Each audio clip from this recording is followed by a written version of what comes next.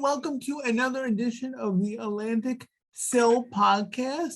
I am excited today because I'm here with one of my new favorite people because we just started working together this year.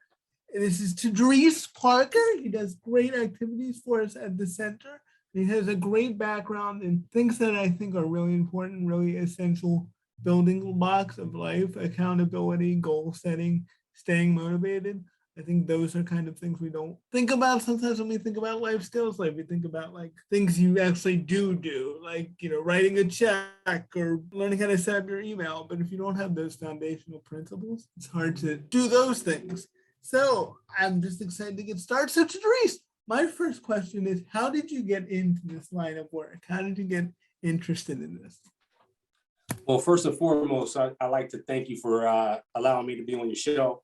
It's been a pleasure to work with Sil and help provide some motivation, but at the same time, I understand motivation comes and goes. So I like to give the members of Sil and anybody that I work with tools and strategies that they can put into their toolbox and be able to handle every single day, because life is always going to bring you some challenges.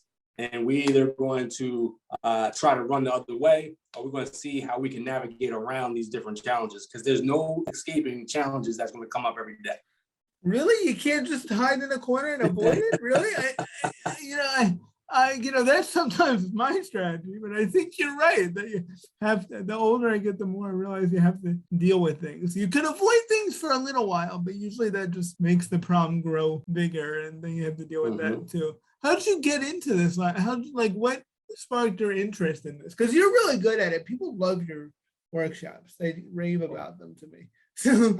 Well, thank you so much. You know what's interesting? I was listening to Tony Robbins once, and motivational speaker, and he was talking about when he was a kid, he used to think that he was going to grow up to be a rock and roll musician because of the heroes the bands that he would watch growing up. And sometimes when we're a kid, you have these aspirations or these thoughts or these goals, and you may not be that musician, but you find yourself on a stage like Tony Robbins did. Like, he's not a worldwide artist, musician, but he's a worldwide leader when it comes to motivational speaking and stuff like that. Well, when I was a kid, I was biggest Michael Jackson fan. Like, I used to love Michael Jackson, right? Still do. So that's when I was a young kid. I thought I would be on stages performing before a live audience. When I became a teenager, I was a huge Michael Jordan fan. So I thought I was going to be a basketball player, right? I'm neither one of those today. Neither one of them, all right? But I am into sports, and the sport that I choose is to train beginners to run their first 5K. And it was something that I stumbled upon when it came to running. It was something that I stumbled upon as I was trying to get in shape for basketball so I can try out for the team. And as a teenager, I had asthma, I had breathing issues. So I said, if I'm going to play basketball, I need to be able to run and get my stamina up, my cardio up. So I joined cross country, and I wasn't that good at it. I was like last in a lot of the, but I learned a lot that season when I graduated high school, when I had children. Anytime I would put weight on, I would actually go back to my high school days and go jogging and try to get the weight off, right? And then years later, okay, now it's 2009. My wife is pregnant with our fourth son. And he's like, I'm 35 years old at the time. My older son is like, at the time, they were like 15. We could have been done raising kids, and here he's 35. Here's another one about to come out. By the time you're starting again. Yeah, by the time he's 15, I'm going to be 50. I'm stressing, guys. So I started stress eating, so she's pregnant. She's wanting all kinds of, food, extra food to feed the baby. And as a dad, I'm stressing out. So I'm stress eating.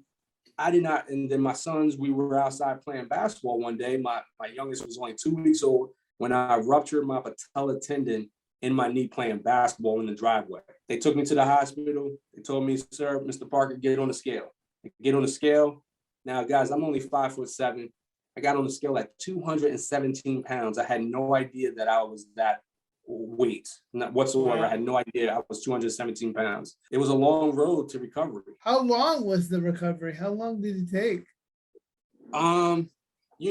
Probably I'm going to say a few years. So for those that's listening to this podcast, the scar goes from the top of my kneecap all the way to the bottom of the kneecap on the right-hand side. And when you rupture your patella tendon, those are the ligaments that covers your kneecap. So when it's almost like they are as tight as a guitar string. And when they pop, the kneecap moves up into my thigh. So my kneecap was floating around. And so that's why the scar is so long, because they had to cut it open and reattach the tendons back together. And so rehab was, you can only imagine. I think I was in a full leg cast from July until about close to November or something like that, November, December.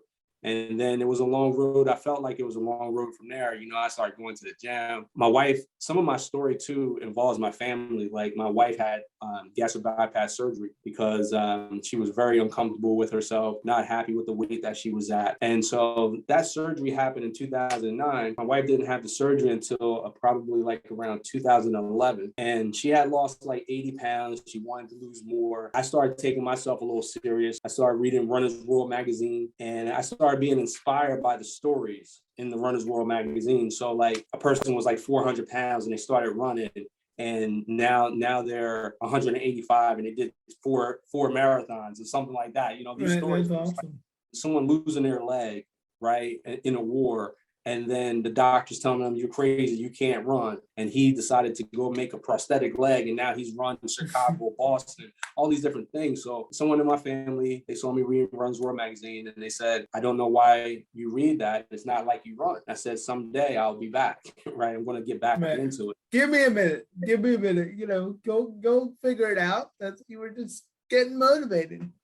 Yeah, I was using those stories as a little motivation to get the ball rolling for myself again. So when she decided to have the surgery and I was counting calories, I got back into running 5Ks and my first 5K. See, that motivation from Runner's World magazine, there was a card inside and said, order this book, run less, run faster. And I'm like, wow, that sounds good. Run less, run faster. So I got it. And now for the first time as an adult, after surgery, at that time, I was running faster than I was when I was younger. So what was crazy was like that book helped me like in a major way. And I was losing weight. I had a plan for the first time as an adult, because again, as an adult, I will try to run in a way that we were doing in high school, which just wasn't working.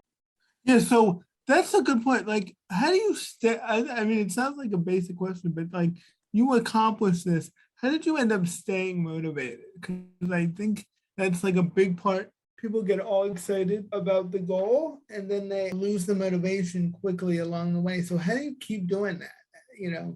How did you keep doing that?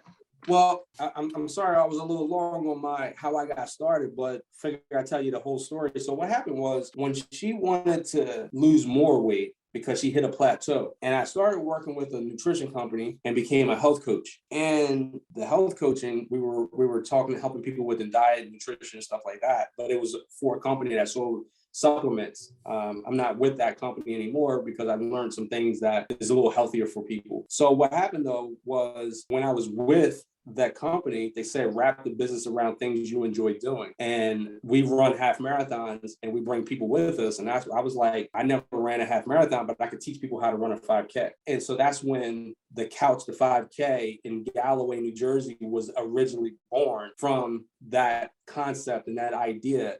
And I used the book, Run Less, Run Faster, that helped me run my fastest race at that time. I used that to train the beginners at that time. Year 2, we came out with the name, Keep Calm and Run to the Best You, because in a world of so much chaos and hecticness, people stressing all the time, I wanted you to understand that you can keep calm and run to the best you. To answer, I have a whole thing about motivation, but one thing that I want to say to answer your question is, how do you stay motivated? Is because I'm helping others, because I'm taking my knowledge and I'm placing it, like I have a responsibility to help these people that I'm working with. And so the best way to help you, like anything that you learn, the way that you retain it and stay in the best shape of your life or be in the top of your game in your field, the best way to retain stuff is to teach it to others. Yeah, I've definitely heard that before, that you've really mastered something if you can teach it to others. And that way you're doing something like, it's you're not as focused on the task, you're just doing it as part of you're still doing it, but you're doing it with a group of people. So it's not as intimidating. It's not like, you're alone in this. What about goal setting? Like where do people start with goals? Because I think people, it's like they think it's easy, but it's a lot more difficult than people think about. How do you set goals to keep yourself motivated and to build towards a bigger goal? That's a good question. So what do you see back behind me on the wall? Can you see that? Yeah, you got all these medals, these awesome medals. These awesome Yeah. medals. Those are medals, right? So I'm going to talk to our community from a running standpoint, but I also want to talk to everybody to say that running could be a metaphor, right? So when you first get into running, you don't know what you're doing. So maybe you download a app like Nike app or something like that to help you get started. And that's a little motivating right there, because I just bought some new shoes. That's motivating, right? I just got this new app and it's pretty, it's nice. I want to see the numbers rise. That's motivating. But when you sign up to your first event and you put a bib on your chest, that's motivating, right? Motivation comes and goes. So it's very important for us to understand motivation. We're only motivated, as one of my mentors said, motivation is garbage. You have to understand what motivation is. Motivation comes and goes. You don't feel like doing something, you ain't going to be motivated. Right. So your why has to be bigger than your biggest excuse. You can be motivated all you want to get in shape, but are you willing to go to bed a little bit earlier, turn the TV off so that you can wake up to go to the gym, or wake up and put your running shoes on? Your why has to be bigger than your biggest excuse, right? You might want to run a marathon, but if it's raining outside, are you going to be willing to go outside to do that, right? During the rain. This reminds me of something. One of my favorite sayings that stuck with me in high school when I was reading a book for economics, it was, there are no solutions in life, only trade-offs. And I think people get stuck because they're like, I want to be able to get in shape, go to bed when I want, eat what I want, and watch TV like I want. But the truth is, you got to give something up to get something in life. So you got to be able to, and once you kind of accept that, I think it's a lot easier than constantly being on the lookout for this perfect solution where you can accomplish your goal without having to get something in return. So I think you're right. It's all about the trade-offs you're willing to make, and it's all trade-offs. And you got to be willing to make trade-offs and delay your gratification to get that bigger goal. And if you're not willing to do that, it doesn't matter how motivated you are, it doesn't work out. Because you're right, I like that. Motivation is garbage. It's more about what you're willing to do. Doesn't matter if you're motivated if you're not willing to actually do anything. Yeah. So the wall of medals there, what helps me keep going, not only the members that we have, but I do set goals for myself. So I set goals like, okay, we want to think about our goals in increments, right? We have a short-term goal, a 3-month goal, 6-month, a year goal. All right. So I place, if we don't write them down, they just get forgotten about. That's why New Year's resolutions don't work. You were drinking in December and be like, hey, I want to do this in January. The gym is empty on February 1st, because people don't have these times. You got to put a time behind certain things. So I sign up to these races, and sometimes we get medals and sometimes we don't. So every race doesn't have a medal, but I have these milestones. Like, I'm going to go to Orlando. The first time I went to Orlando and ran Disney half marathon, I had no idea that that thought came into my mind, and I said, I started telling people. And 2 of my members was like, oh, we love Disney. We'll come with you. I was going to go down there by myself for the first time and just see what it was like, and then come back to New Jersey and tell people. But it was so awesome to bring Allison and Dylan. They came down there with me. We had a great time at the park.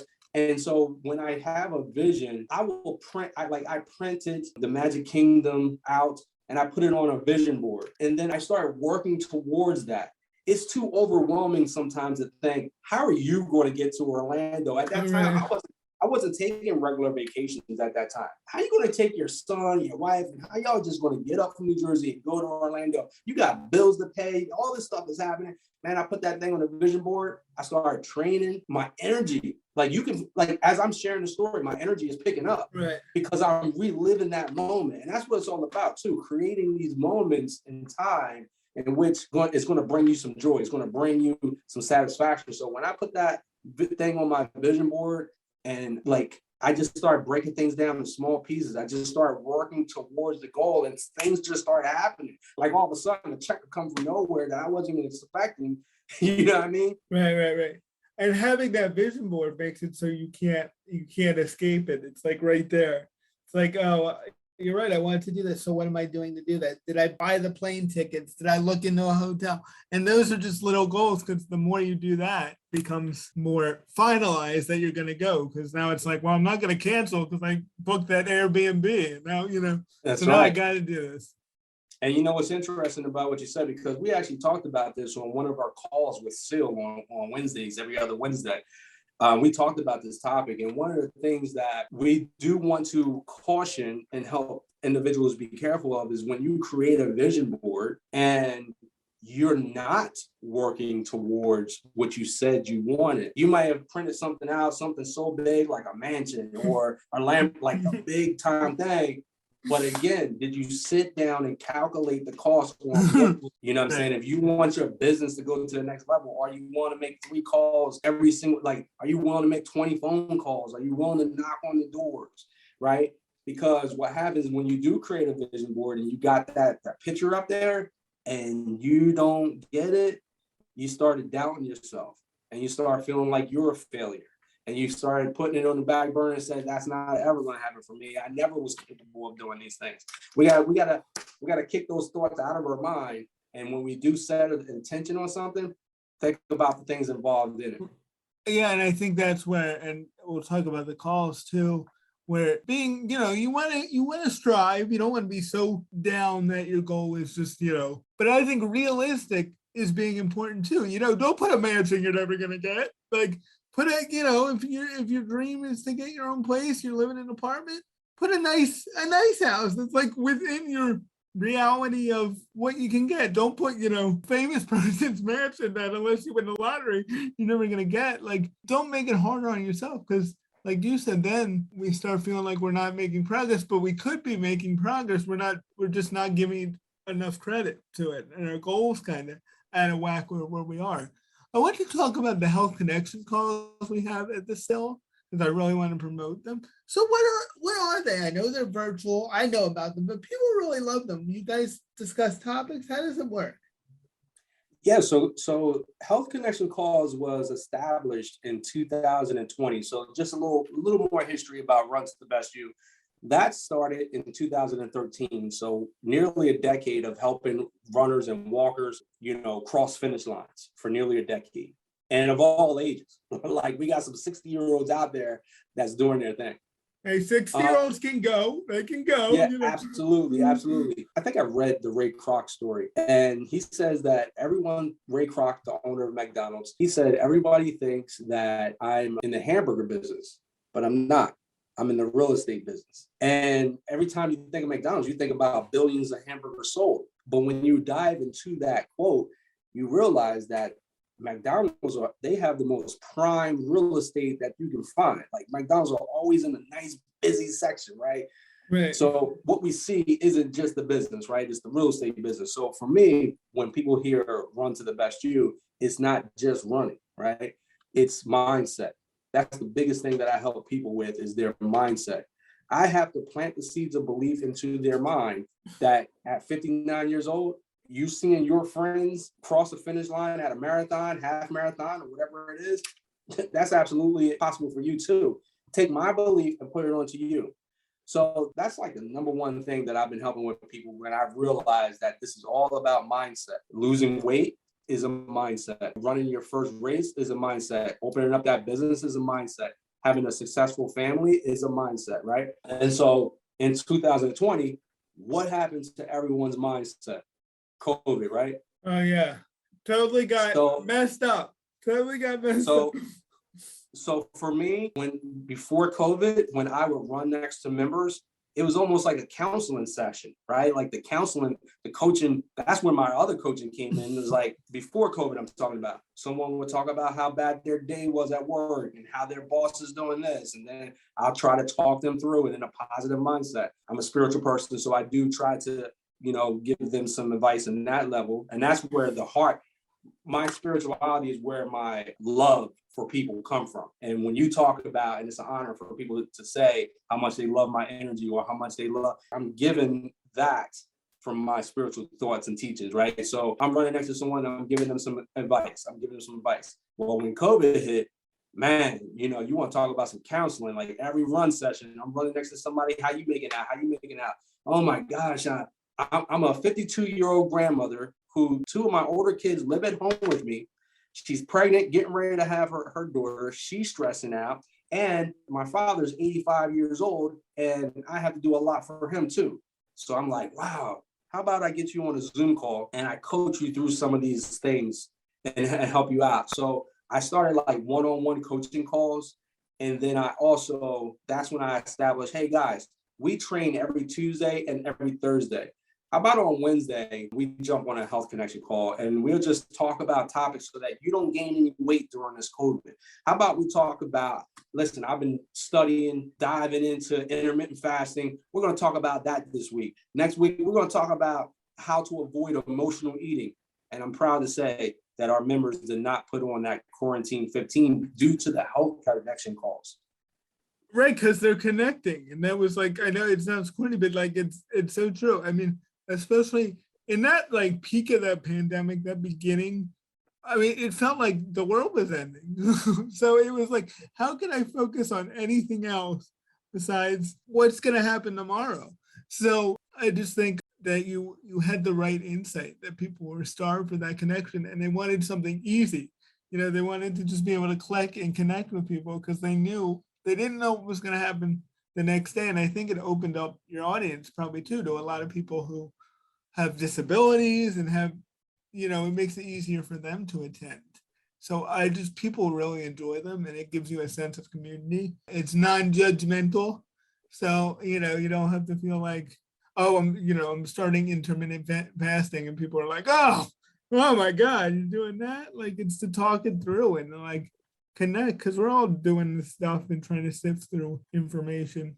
The other big thing I wanted to talk to you about, because this always sticks on my mind, and it was something we clicked when we first started doing these calls, is accountability, which I think is like the hardest thing for people to do. But when I notice, like when I look at successful people or read biographies of successful leaders, they tend to be really good at like holding themselves accountable and being objective about things instead of being like, not my fault, it wasn't me. I was, they're more like, that kind of sucked, or I didn't do that. Like they're better. So how do you do, I think the hardest thing for people to do is to self-reflect and to keep themselves accountable. Because I think sometimes we give up our power in situations. Oh, there's nothing I can do. Oh, it's really hard. And a lot of times it is. But we do have a choice of whether we're going to give up or keep going. Yeah, that is hard. So with our group training, the accountability portion of it, and anybody that signs up to our particular program, our private Facebook group is called the accountability group. We have online members that can't ever make it out in person. So they'll do the run, their training for that week, or that day, and they'll post it in the accountability group, giving them that sense of community, like, hey, I owe it to these online members to post that I did this. And believe it or not, it's very, very motivating and inspiring to those that, even though we didn't see Joanna Robbins from Ocean City, by the way, we know she got out there and got her workout in, and she's proud when other members are commenting on it. Right. That's awesome. That's a great way to turn that, like the negative of social media into a positive, like, because not only are people getting motivated, but who maybe aren't doing the run or like, I can do it too, but also the person posting, they're actually getting those dopamine hits for like a healthy reason and not because, they went on some rant, on Facebook. Like that actually, it's a positive thing. It's a way to turn those algorithms into like something to reward you for doing something good instead of, social media a lot of times Absolutely. rewards us for something, doing something terrible. So yeah, I'm real big on. I've listened to books like Deep Work and Indistractable, different books that really helped you to put down your smartphone, like put this stuff down, stop posting everything in your world, the negative feedback that you get, the system trying to always grab your attention. So when I did start Run to the Best You, a lot of my foundational pieces, members, they were on social media. So I got on there. And so like I built a community where if I go on there, I'm only celebrating our members. And then I also have a private group just for our members to be able to interact with each other. Once again, another form of the health connection call. So when I also want to make sure I say this, when I do health connection calls for SEAL, I want to make sure that I'm giving you those mindset pieces to understand, like I just talked about earlier, there's a guy that lost his leg, but he's out there, he made a prosthetic leg and he out there running marathons. Marathons, it may not be your thing. That's not what I'm talking about. But one of the best motivational speakers in the world, I don't know his name right now, but the person that I listened to was like, my man came up on stage in a wheelchair and he started spitting game. He started dropping knowledge, and he's not letting his disability hamper him in any way. He's looking at his ability, not his disability, and he's making stuff happen. Just like you doing a podcast. Yeah, well, yeah. Well, and it's not, you gotta, at a certain point, and this isn't just true for people with disabilities, at a certain point you have to like own where you are and just start doing it and just start taking the steps. I think that's what I love your story because I think, and I'm glad we opened with it because I think people can look at you now and be like, oh, I'll never get there. I'm like, who's this guy in great shape telling me, I can do this. But you're like, no, I hit a rough patch and it was tough and I got through it. Like eventually you have to just like put one foot in front of the other. And I know it's a lot easier said than done. And I don't think you're saying like, oh, it's going to happen tomorrow or it's easy, but like, a big step could be just attending a Health Connections call, and there are no costs for the cell.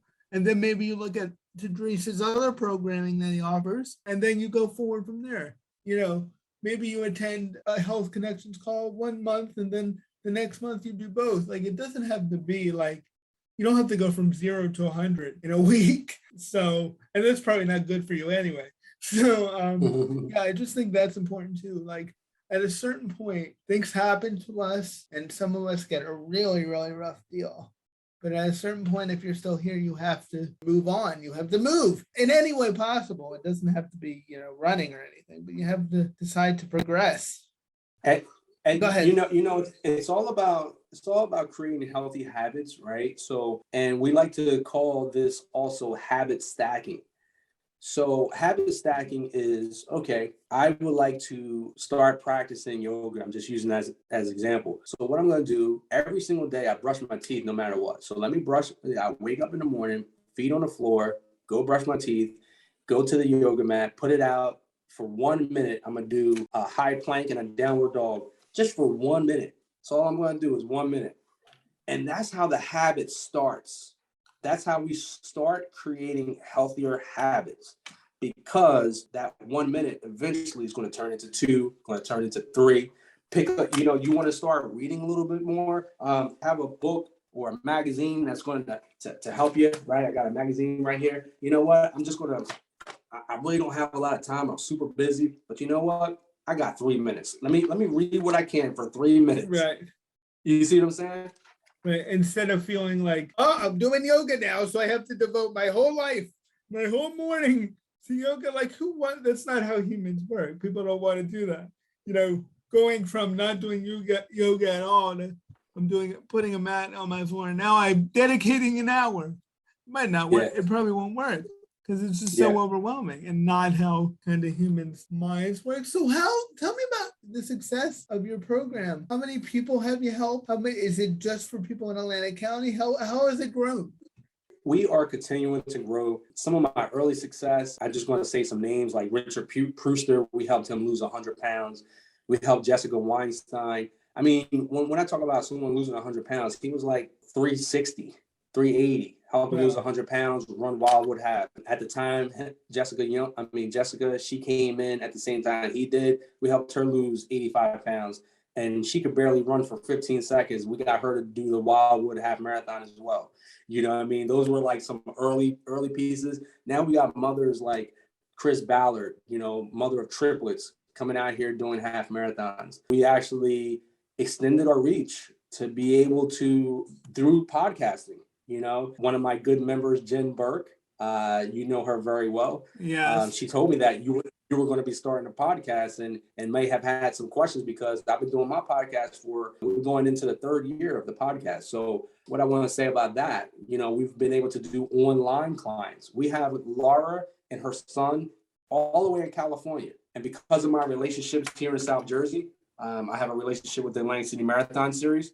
So we help people train no matter where they are in the world. In Atlantic City Marathon Series, and be like, you know what? You're going to run the race virtually. That's another thing that COVID did, right? Once again, how is your mindset? COVID knocked out races for almost a year and a half. All right. So my business could have my whole training program could have just took right, you could have packed it up. You could have packed it up. Yeah. So check it. I just kept running those races. The race got canceled or turned virtual. We ran the races on the day that it was supposed to be on, whether it was virtual or not. The virtual thing gave us an idea. I'm like, all right, listen, I've been doing this podcast, mindset pieces, running tips, weight loss, intermittent fasting tips. And so Laura reached out from California. She was like, I found your podcast. I love what you do. I said, listen, let's get on a FaceTime call. Let's get on a Zoom call. I'd love to meet you. Listen to me. I was so, like, their faces were so lit up. I mean, I don't feel like a celebrity, right? I really don't. Right. But to see their faces, like, we cannot believe we're looking at you right now. You know what I mean? We're so excited to be meeting you. So they became members of ours. They subscribed to our monthly subscription to our service. I had a client in New Zealand because of the podcast. So guys, listen to me. We are able to help you with running, walking, weight loss, mindset from no matter where you are, locally or. I'm just curious. I didn't mean to cut you off, but I'm very fascinated by this. How do people run races virtually? Like, how practically does it work? Are people in their house running races? Like, what are they doing? So you got to think about it, right? The organizations that's trying to raise money. In fact, you're good friends with Hackett's, right? Yeah, with Jacob. Yep. Okay, so Jacob Hackett, South Jersey Field of Dreams. During that COVID, I did a virtual Keep Calm and Run to the Best You 5K. So I'm a race director for a few races, right? And the race that I am totally fond of is our own 5K to help support South Jersey Field of Dreams. Well, you know, during COVID, how are they going to get any volunteers? How are they going to get any funds coming into their program? So I said, hey, it may not be as strong as it normally is, but we'll do a Keep Calm and Run to the Best You virtual 5K. We set it up on Run Sign Up, and people from around the world, you know, or in our local community, you basically you sign up to a virtual race, and they'll send you the medal in the mail, whether you ran it or not, or they'll send you the shirt, whatever the swag that comes with the race, they'll send it to you. But some races are very serious. Like I made sure mine was serious. I said, it has to be ran on this particular day, and you upload your time. So you use your Nike GPS or whatever GPS app that you're using. You run the 3.1 miles, which is the 5K. You run that 5K, you clock it, and you upload it to the website. And then the website will have a database of everyone turning in their time. Oh, that's so cool. Yeah. So you know, it sounds obvious now that I'm thinking about it. It really doesn't matter where you run as long as you run the mile. So we're still able to raise money for the foundations that needed the money. You know what I'm saying? Right. And I think that's a real important thing too. Like, you looked at COVID as an opportunity instead of, it was a roadblock, but you were like, all right, how do we get around this? How do we deal with it? Because there was a big opportunity. We're going to link to everything in the description, your podcast, the Keep Calm and Run to the Best You. They can get the full Tadris treatment experience. And what is your podcast name, by the way? Keep Calm and Run to the Best You, the podcast. I know. Well, funny story. So I told my podcast producer, his name is Jacob as well. He was in an interview before, he's awesome. And he goes to me, he goes, Donald, what's the name of your podcast? Said it's called the Atlantic Sale Podcast. He's like, that's it? I'm like, listen, Jacob, you have never dealt with trademark issues. We don't need that. I don't want to name it something cool because somebody else is going to say, I got that. And now I'm going to, deal with it. So I'm with you, Tadris. I think keep it simple. Say what you are and hit podcast at the end of it. Well, what's funny is the original name was the Running, Intermittent Fasting, and Weight Loss Podcast. I didn't want to come off of that name because those are the three topics that I talk about the most. And one of my members, she lives in another state and she's like all into branding and stuff. And she said, why don't you name the podcast after the name of the company so that everything is all in uniform? So I was like, yeah, I guess you're right. So then I changed the name. Right. See, look at that. See, now I feel good. We have a branding expert. Like, keep it simple. Sometimes people get too pretty. Like some of the most popular podcasts ever. Joe Rogan's podcast is not called anything but Joe Rogan. Like, that's it. Keep it simple. So we're wrapping up here. And I just wanted to ask, what are kind of like the 3 or 2 key points to getting those big goals done? If you want somebody to take away something from this podcast, what would it be? If they were like, I really want to run a marathon, Tadris, but I hate running, but I want to do this. What do I got to do? What is my first steps? Okay, first step is to connect with Coach Tadris because we put the fun in run, right? So we're going to put the fun in run. That's something that I'm coining. It's on our website now. We put the fun in run, and when you open up our website, you see the big man. He's running across the finish line with his arms open, biggest smile on his face. It's true. Nobody's sad. Nobody's sad. No, listen. We put the fun in run. So here's how we do it, and this is why it's important to actually connect with the community. So even if it's not me, you have a local area run group in your area, whatever.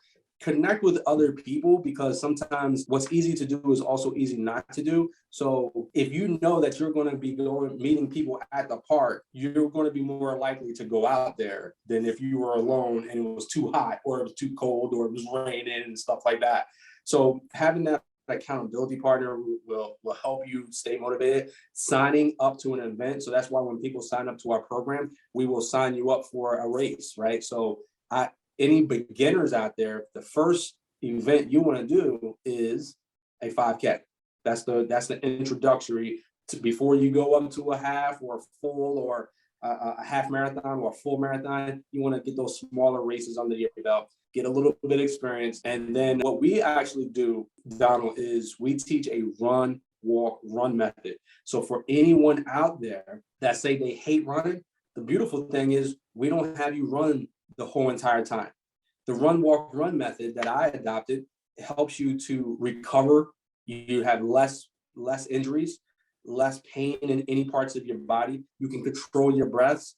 Listen, we just partnered with Atlantic City Marathon Series. We've been a partner with them for a while, but now some of their board members just signed up to our program because they want to go run races in Orlando, and they have not had a trainer. So I've been working with them for like a year and a half on some of their committee stuff, but now we're actually training them and they absolutely loved it. And one of the members, she's like 52 years old and she wants to get, some pounds off. Her run, walk, run method is going to be 15 seconds of jogging with a 30-second strategic walk break. And she can repeat that for the whole 3 miles. So I'm showing you the range. Whereas another person, they might be able to run a 9-minute mile. So they are running for 2 minutes with a 30-second walk break. This run, walk, run will help you to enjoy and love running, all the benefits without none of the pain. Right, you don't have to feel like you have to run like you're running for the Olympic team. You're just trying to accomplish this goal. So I took from that, I think I really took from that, really start with getting a sense of community. Like even before you get to the goal, get wrapped into a community of signing up, of going to the website. I recommend Coach T. I don't know, maybe you can use some other people, but I recommend Coach T. And, look at it like that, like kind of a social thing at first, and then get to the goal. Because you're right. It's like, when you don't want to go somewhere, somebody's got something planned, and you're like, oh, I don't want to go. Well, if nobody you really know is going to be there, you're less likely to go. But then once you start going, it's like, oh, I don't want to let this person down. They're looking forward to seeing me. So it becomes less of a chore. So I really got from that. And also, working with somebody like you get a method on how to do this. It's not like you just show up to the race and Coach T is like, good luck. I'm going to be over here. Good luck. There's a lot of preparation that goes into it. I wanted to ask you one last question. I just thought of anybody with like a physical disability like me or any type of disability. I'm sure you've worked with a lot of people that have had different disabilities because, as we know, 1 in 5 people have a disability. So even if they're not coming out with the disability shirt on, and you do get a shirt once you admit it. It's like the X-Men. They send you something in the mail. But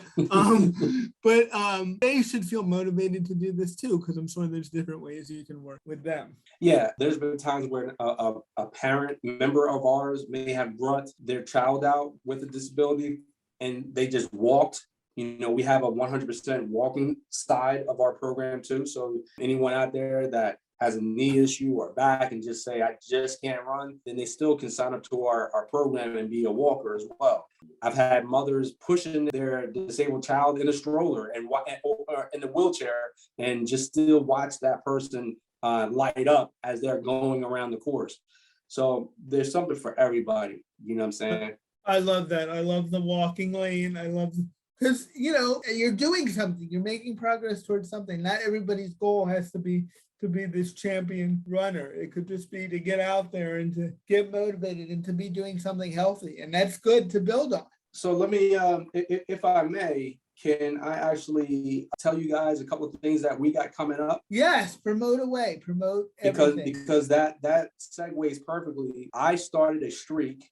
It's called hashtag Coach Tadris Streak. So my man will put the spelling of my name and all that stuff in the show notes. But it's walk or run a mile a day, at least a mile a day. Walk or run a mile a day. So streak runners wouldn't consider what I do as a streak because they say you got to run the whole time and you got to do at least 2 miles or at least 3 miles. So I started the streak because I wanted to encourage, like I said, our members are walkers, people to just get up and get active and get moving. Go walk a mile a day, right? It doesn't, even if a person has a disability and they can't walk a mile straight, but they can do 3 10-minute blocks, right? And they cover a mile in that time. Marie Geary, she's over 800 days. And today, as we're recording this episode, I'm on day 934. So my comma day, which is big in the community of street runners, day 1000 is a big day. So on July 28th will be my 1000th day celebration. And I'm using the rest of this time to help support the South Jersey Field of Dreams again. And so Common Day celebration will be held on July 28th at the South Jersey Field of Dreams. And your donations will go towards that 5K. We're going to have a DJ come out and there's going to be a party. We have a local restaurant. Their name is Roman's Pizzeria. So you can order pizza if you want, but there are also healthy options for people to order from the restaurant. People can sign up as a team. It's going to be a big party, and I'm inviting people to go to it. It's only $10 to register for the 5K itself.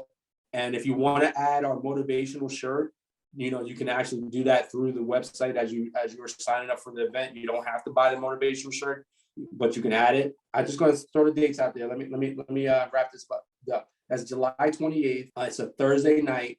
So a big party, right?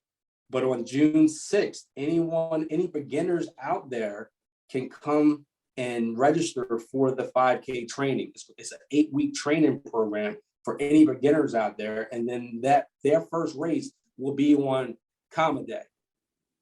Awesome. Yeah, go party with Coach T. Go party with the Field of Dreams crew. Jacob, I'm sure, is going to be there. I mean, that's a good crew.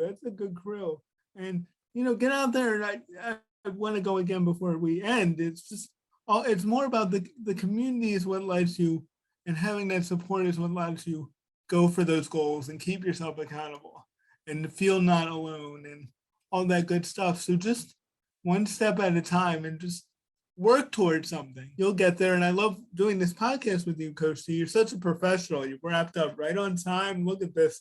That could be your new membership plan. Had a podcast, and we could come in and teach people how to wrap up, do all the technical stuff. So thank you, Coach T. Thank you for doing that. Go to the Health Connection calls, and when are the Health Connection calls for the SIL, Coach T? Our next Health Connection call is this Wednesday. It's the 20th. It's every second and fourth Wednesday of the month. And go to our Facebook page, Atlantic SIL, and you will see it. We promote it. We really try to promote it. People love it. Just go. I always say one of the things we say at the SIL is it's not a marriage proposal. You could click it, go to it. He's not gonna make you come back again, but I think you will if you try it. So just dip your toe in a little bit and do something new. All right, thank you, Coach T, for joining us, and I'm sure I'll have you back again. Thank you so much for having me. It was a lot of fun. Guys, keep listening to this podcast. It's a lot of energy. I love it. Once again, it was a blessing to be able to be on and share my thoughts with you guys. Thank you. All right. Thank you. Bye, everyone.